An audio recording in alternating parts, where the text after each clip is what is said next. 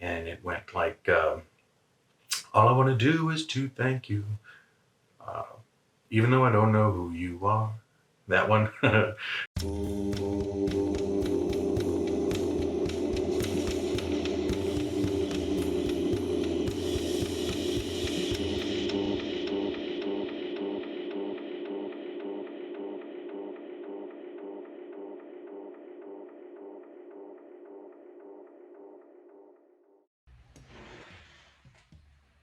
Hello VC, Plastic Eric here, Plastic Soundwave Call, here for a Father's Day edition, or the day after the Father's Day edition of Collection Connection, the game that's just an excuse to talk about music. It's a game I play with my brother Bryce over on Good Show Ponsonby. He comes up with an album, I make a connection to it, and then I show an album, and then he makes a connection to that, and then he shows that album. And we go back and forth every Monday and Thursday. I'm every Monday, he's every Thursday. So with that, Bryce last showed Beck Colors. Fantastic album. I do own it. I think it's a really good album. I like some electronic music. I like pop music. This is a very pop orientated album, and dancey too. I can't help but move a little bit whenever I listen to it. Dancing, that's what I'm talking about. And so I do have it.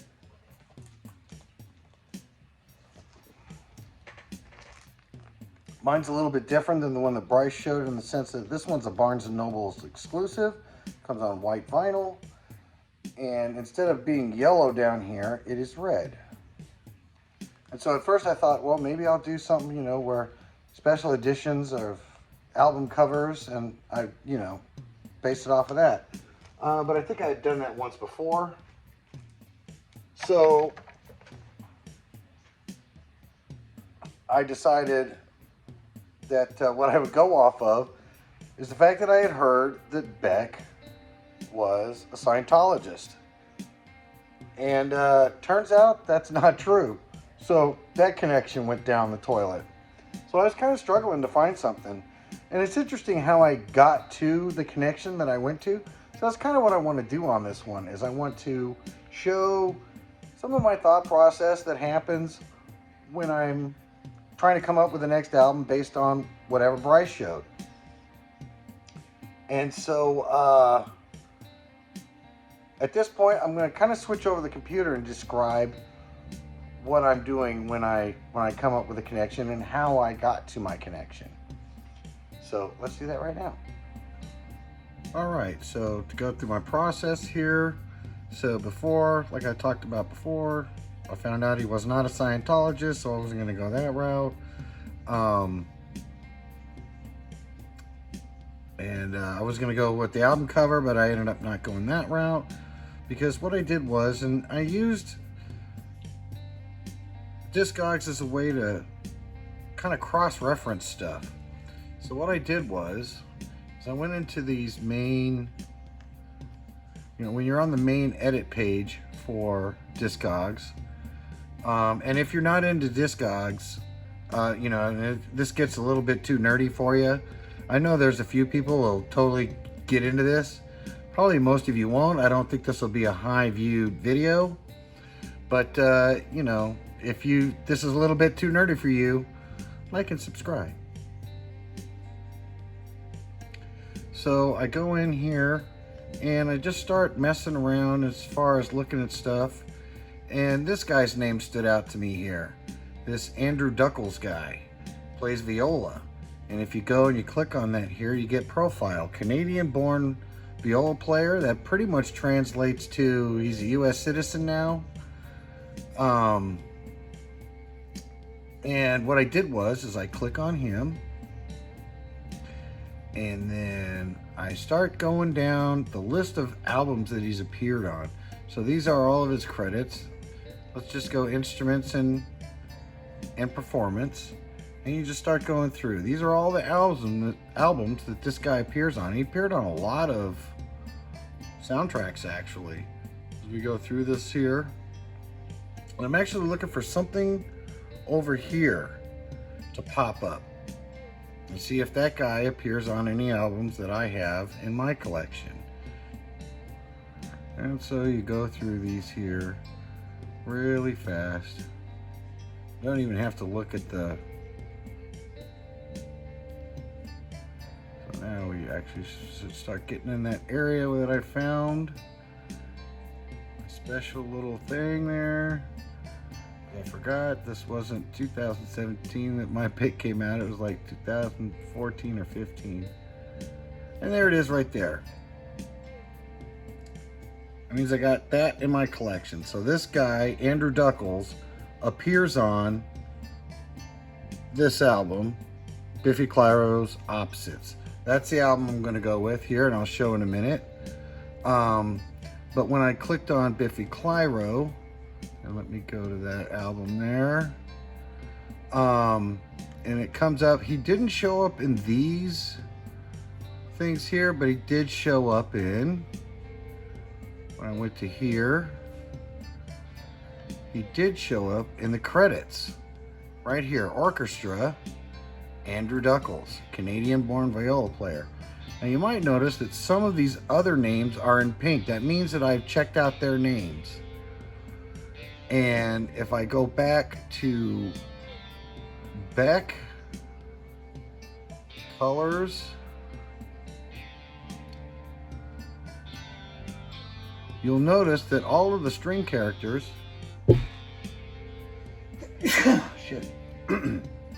All of the string instruments I clicked on, and as I clicked on them, because I knew that this album, I believe, was recorded in LA, and I knew that the Biffy Clyro was also in LA, and then as you go and you come into the Biffy Clyro, now not only Andrew Duckles, but this guy shows up. Who these people are, I don't have a fucking clue. But I was just digging around, looking for a name that might stick with something else. So this is all of the orchestra, and all of these guys in orange are string players that were on the Beck album, Colors. And so as I'm going around and I'm looking at the Beck, there's one guy who does arrangements by strings, but then I also noticed he was under conductor. And when you click on his thing, very interesting thing comes up. All right, here, let me click on this one up here because you can see it better. Canadian-American string, horn, and vocal arranger, composer, and conductor, February 78. Toronto, Canada. Campbell's work can be heard on recordings of numerous diverse roster of artists, including Adele, Beyonce, Johnny Cash, Michael Jackson, Taylor Swift, and U2. Father of Beck. And Alyssa Swade, who I'm not sure who that is. I guess Beck's sister, maybe, or half-sister, I don't know. Because this threw me off, because the guy's name is David Campbell, and Beck, his last name is Hansen. And the reason why I knew it was Hansen was because the last time that Bryce showed Beck, I made a connection that his grandfather, I think his name is Al Hansen, did the artwork on Odelay.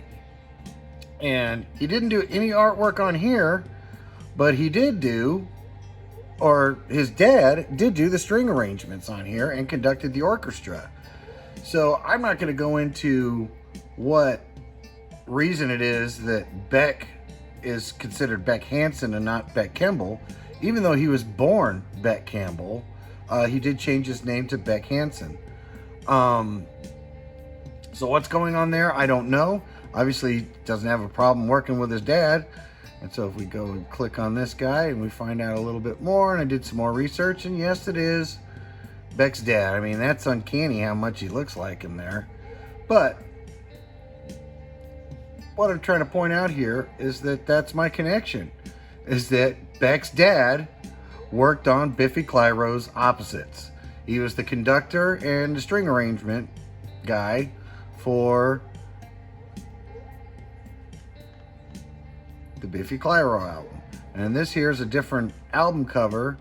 Mine looks like this one. I got the CD for it. I'm looking for the album. But so you can see that the cover is a little bit different. But yeah, that's how I made my connection. is just digging around and finding out that this David Campbell guy is actually Beck's dad. And so it seems like nepotism kind of runs in that family. So, but I know they're all based in LA. And so I'm pretty sure that that means that this album is also recorded in LA, but that's not really my connection. What my connection is that Beck's dad is on Colors and he's on Biffy Clyro's Opposites, which happens to be in my collection. And so here's the album. Biffy Clyro's Opposites. I think that this is their best-selling album. I'm not sure if it's only Revolutions or this one. This one is definitely... I wouldn't call these guys power pop. I'd call them heavy pop. Because they got some pretty wide-sounding guitar playing on this. I mean, it fills up every space in the room when you listen to it. And I think I've said that before when I brought up Biffy Clyro 2 other times. So this has the song on there, Different People. I think Black Chandelier was a single by them. The Joke's on Us is a good song. Opposite is a good song, and I believe that was another single that they did. Again, very popular in England. In the States, people don't know shit about these guys. Great Scottish band. Been around since, I want to say, the mid-90s. Had a very distinct sound on their first 3 albums, and then from Puzzles onward had a much more of a, what I would call a heavy pop sound. It definitely has elements of pop in it, and at the same time the guitar tones that they get out of those beautiful string instruments is absolutely awesome. I mean, these are big booming sounds. Almost sounds it's like very inspired by the guitars that you would hear in like some 80s kind of heavy pop or power pop. These guys often make me think of The Outfield, that first album that they did. You could tell that they've been influenced by the Foo Fighters. Some of the songs you can tell they've been influenced by Fugazi. And so it's a nice mix of being melodic and heavy at the same time without being too indulgent on itself. Great crescendos. A lot of the songs on here start off small and quiet and just explode into sound. And so if you ever get a chance to listen to this, I'd highly recommend it. Might not be your bag of tea. I know there's a few people that I talk to probably go, oh man, that shit, Eric. But hey, I don't care. I like them. So with that, just remind you that it's not just about the music. It's about how you perceive the music and how they market it and how they do it and this and that. And so hopefully that covers some nerd stuff there that I like to get into. Yeah. So if you made it this far, thanks again. Cool. And until next time, bye.